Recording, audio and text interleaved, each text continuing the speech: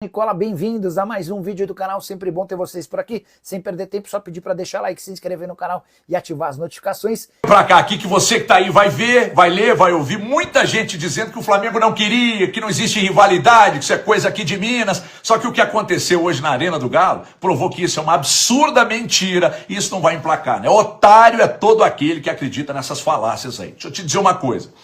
O Galo ganhou 2 vezes fora, perdeu 2 vezes em casa, virou nos pênaltis 2 vezes e o Everson decidiu 2 vezes. Então vou repetir o que eu disse hoje na Band. O Everson é o maior e melhor goleiro da história do Atlético e ponto final. E provou isso mais uma vez, tá? Porque o feito do Atlético com o que ele fez é absolutamente gigantesco. Gente, o Atlético tirou da competição um Flamengo que tem hoje a maior constelação de imensos jogadores do continente.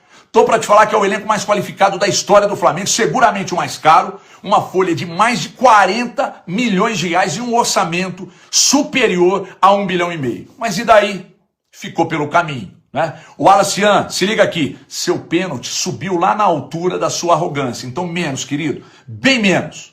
Não se pode confundir arrogância com personalidade. Não dá para confundir. E é o que eu penso. E mais uma vez, ponto final. Senhoras e senhores, a classificação do Atlético é para mudar patamar na temporada. E tem que mudar. Presta atenção. É para mudar patamar na temporada desde que o Cuca não cometa o que ele cometeu hoje. De desmontar algo que estava encaixado. Ô Cuca, você no jogo de ida acertou, você achou o time, encaixou a marcação, você teve personalidade, seu time teve atitude, foi muito compactado. O de hoje, principalmente no primeiro tempo, foi facilmente envolvido, cara. Você desajustou tudo com as mudanças que você fez. Claro que você tem lá seus motivos, você explicou e tal, eu tenho o direito de não acreditar, ou de não ser convencido.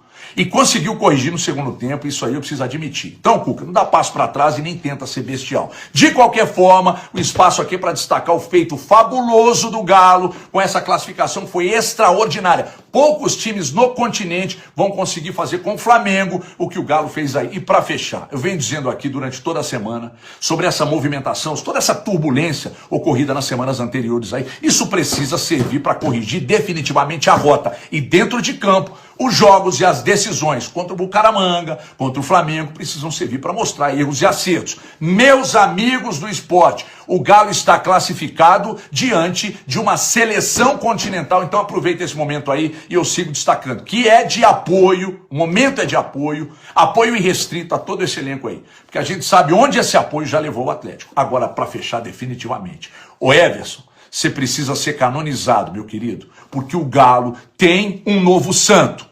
Beijo na alma. Hora de falar sobre o Clube Atlético Mineiro que despachou o Flamengo.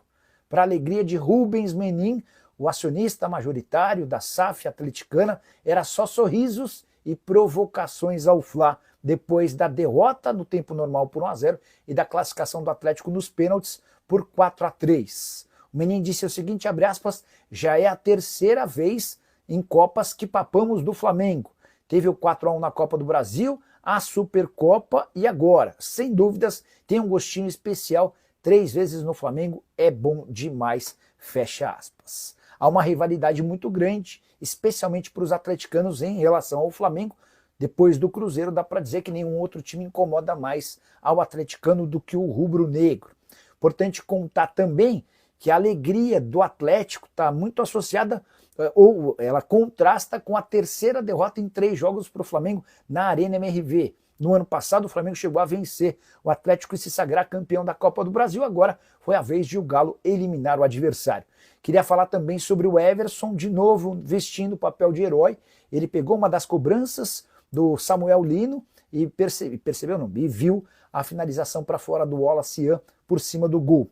O Everson já havia sido o herói da classificação contra o Bucaramanga, também em decisão por pênaltis. Foi dele, mais uma vez, o gol da classificação para as quartas de final. Por falar em classificação, o Galo já ultrapassou 20 milhões de reais com receitas na Copa do Brasil. Foram 14 milhões de reais em prêmios, estou contabilizando os 4 milhões e 700 mil das quartas de final, além de 6 milhões de reais, 6 milhões e 200 mil para ser mais preciso, com bilheteria bruta no torneio de mata-mata. Somente no jogo contra o Flamengo, a bilheteria ficou em 4 milhões e meio de reais. Não estão contabilizados nesses mais de 20 milhões de reais, não está contabilizada nesses 20 milhões de reais a grana que virá da bilheteria da partida de quarta de final como mandante. Da zona mista, Rubens Menin falando. Da Supercopa é agora, tá bom. Tem um gostinho especial? Não tem dúvida. 3 no Flamengo é bom, né? E a torcida, Rubens? Tá boa, a torcida foi a do Galo, é essa que tá aí, né? Essa é a torcida do Galo. Parabéns pra torcida, gente. Um abraço. Não, tchau. O coração tá ruim pra aguentar essas emoções. Bom pra cacete. Obrigado, viu, gente? Obrigado pelo apoio, gente. Tchau.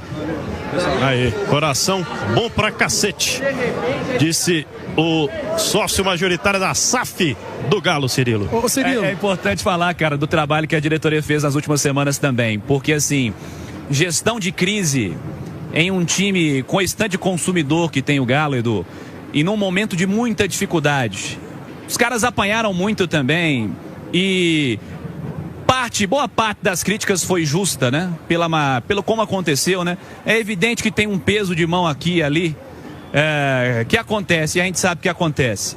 Mas é importante falar também que essa transformação no campo, que houve uma transformação no campo nas últimas semanas, ela não aconteceria se fora do campo também o cenário todo não fosse transformado, se o trabalho fora do campo não fosse feito da maneira que foi feito.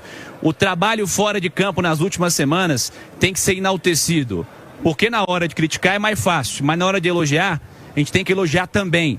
O trabalho das últimas semanas fora de campo também é responsável por colocar o Galo nas quartas de final da Copa do Brasil, eliminando o Flamengo numa noite histórica na Arena MRV, Edu. A gente ia falar do futebol, mas foi importante essa última palavrinha do Rubens Menin, que é um dos donos do Atlético, é o dono do Atlético, né, a família Menin, e eu concordo muito com você.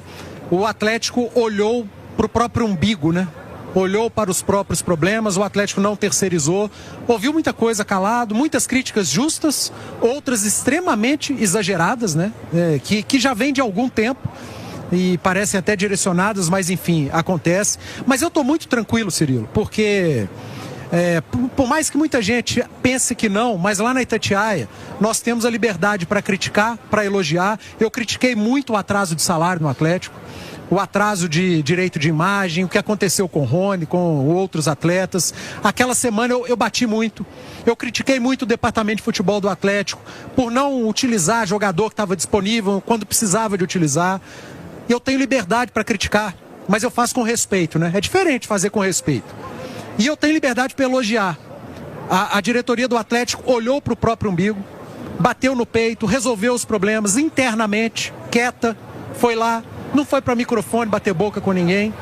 Resolveu os problemas, pagou o que tinha que pagar, acertou com os atletas, reforçou o time. Hoje em campo tinha Dudu, Alexander, Biel, uma turma que chegou agora. Os reforços entraram em campo, assim como